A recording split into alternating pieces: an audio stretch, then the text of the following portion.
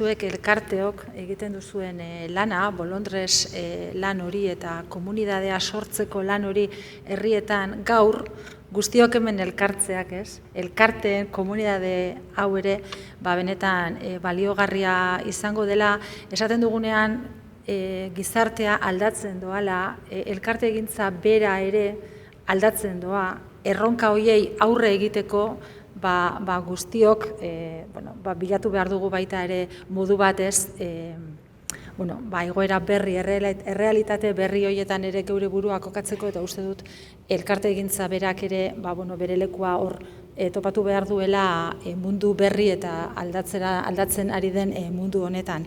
Baina nola nahi ere balioan jarri gure lurraldeak betidanik izan duen izaera hau, elkarte egintzak izan duen balioa, izan duen indarra, eta gizartea bera eratu eta gaur egun gerana izateko egin duzuen eta elkarteek egiten duten lan guzti hori, ez.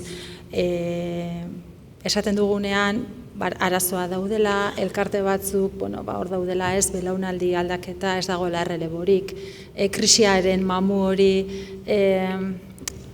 azaleratzen denean, baina gaur goizean ere ikusi dugu, ez dela ere hori hain horrela, ez, uste dut elkarte egintza Gipuzkoan behintzat osasuntsu dagoela, eta hemen partekatutako gogoeta hauekin eta hemendikan ateratako ondorio guzti hauekin ere indar berri bat ere emateko moduan izango gerala.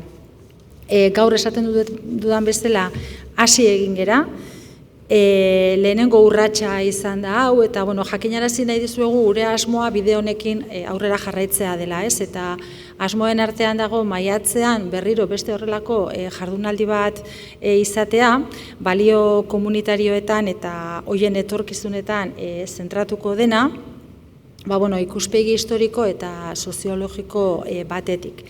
Eta gero baita ere, beste hainbat topaketa antolatuko ditugu urtean zehar, beste bizpahiru topaketa osagarri, eta guzti horiekin uste dugu lortuko dugula nola ala, ja gaur egunean aberatsa den elkarte egintza hau oraindik eta aberatsagoa izatea. Guztion artean egin beharreko bidea dela azpimarratu nahiko nuke, eta horregatik benetan lehen esan dudan bezala nire eskerrik beroena guztioi gaur hemen izateagatik.